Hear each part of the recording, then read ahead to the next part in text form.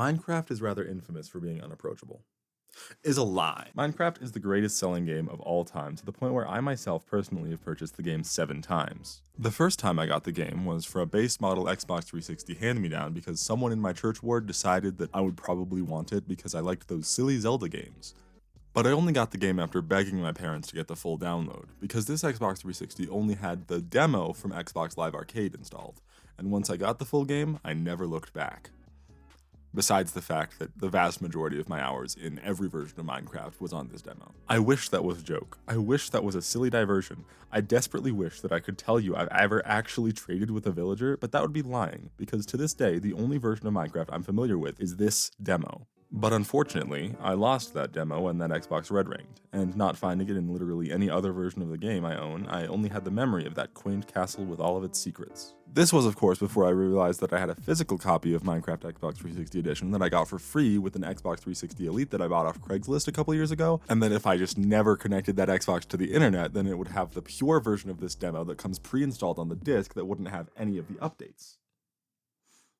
Wait, I got distracted. And now, I'm going to talk about this tutorial, because this is part of a running series where I analyze small or overlooked details from games and talk about how those small details are really what make video games special as a medium. Here's a playlist. Keeping this shit going. To be entertaining for the YouTube.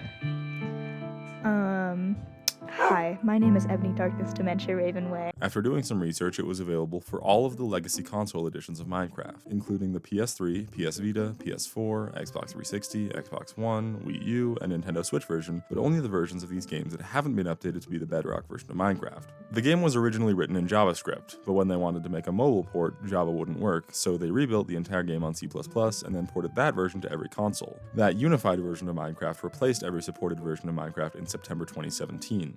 Now then, does that mean that this Xbox 360 copy of Minecraft has the tutorial and will allow me to relive my memories and reclaim one of the 2 good memories I have from the Mormon church? Yes. Did learning this information quench my thirst for knowledge? No, because this is apparently only one version of the demo, and there are 8 of them, but this is the only version I am able to access. So, what makes the Minecraft tutorial version 1 significant? This series is about critically analyzing little details for just what they are, little details that add or detract to the larger whole of the experience. And Minecraft's tutorial might expand the definition of small details because it is by far and away the most impressive Minecraft world I have ever seen. As all good tutorials do, it begins with the option to skip it, which may seem wholly redundant as the tutorial itself is already off the beaten path, but it immediately opens up the only things that make this tutorial meaningful: the chest. Inside it, there are a few things that the game couldn't naturally put in the tutorial: a bow, arrows, a jukebox, and music disc 13.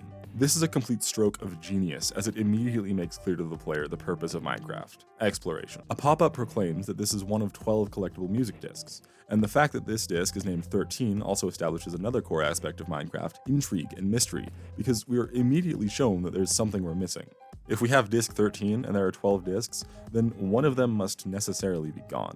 Over the course of the next however long you want to spend playing this tutorial, you will be searching for the remaining 11 discs, while being unnaturally introduced to all of Minecraft's mechanics. After building your own dingy little pathetic structure, you are introduced to a castle, a monolithic, beautiful structure that could easily be replicated, showing clearly the progression of creativity inherent to Minecraft's addictive gameplay loop. As you get more and more better tools, you get to build larger and more visually expressive structures. This microcosm of that progression is showcased to the player to get them excited about how they might build their own settlements. Surrounding the courtyard of the castle, to the right there is a farm tutorial, and to the left a minecart tutorial that also showcases the desert biome. Straight into the castle, we can go downstairs to find a bridge over lava to get our hands on the first piece of enchanted armor in the world, alongside another music disc, pairing the music discs with the game's mechanics. The music discs themselves are useless, just being charming Easter eggs in the main game, but in this tutorial they are recontextualized as rewards for exploration. It became a fun tradition to return back to base to play the new silly C418 track every time I found one. Of course, Minecraft thrives on intrinsic motivation.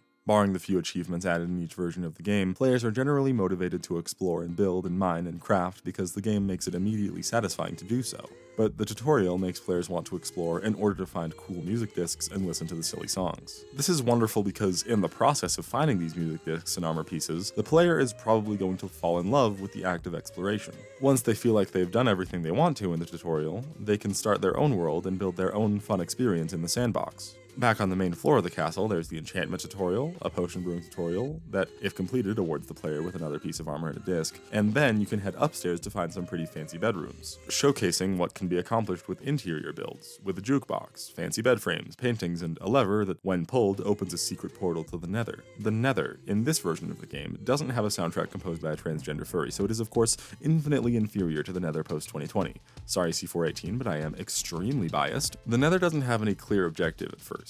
The player is expected to explore it on their own and find the Nether fortress pretty quickly. Compared to the naturally generated incarnations of the Nether, this fortress is remarkably close to spawn, so most players will find it if they explore at all. This choice is kinda gambly. Exploring the Nether is shown in the player's first experience of it to be filled with secrets and fun, while in the base game, exploring the Nether is often tedious, and it would be a very long time before you find a Nether fortress. I haven't played much of the Nether update, so this might not fit the experience of those who have actually played Minecraft and not Hatsune Miku's original divinely inspired vision. But anyways, this instills the player with an immediate reward, and then when they actually start playing, they'll not get that reward as easily the next time.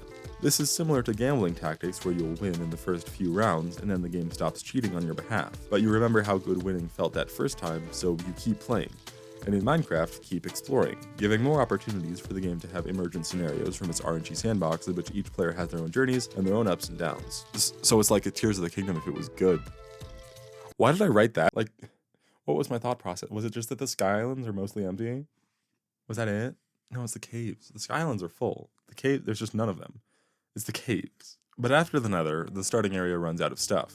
You can mine down in the center of it to find another music disc, but after that you need to start exploring the entire map, all the way out to the border, with strange structures catching your attention that hold more music discs. A witch's hut in the swamp, a glass air pocket in the lake, an array of pillars, and in the far, far northeast of the map, a mushroom island. Minecraft's tutorial, in a way, teaches the player the mechanics, yes, but that was never really necessary as the most popular game of all time. Even if it was less popular when the first version of the tutorial came out, the game itself also has a what's this option for every block in the game available at all times. A raw text tutorial like that of Bedrock Edition would have worked perfectly fine. The purpose of this tutorial is to teach the player how to enjoy Minecraft, giving them an objective that they can fall in love with the process of journeying through, finding that the journey was the fun part the whole time, and then deciding to build their own journey from the ground up, teaching them how to enjoy that process of discovery in and of itself. Minecraft's tutorial doesn't teach you how to play the game.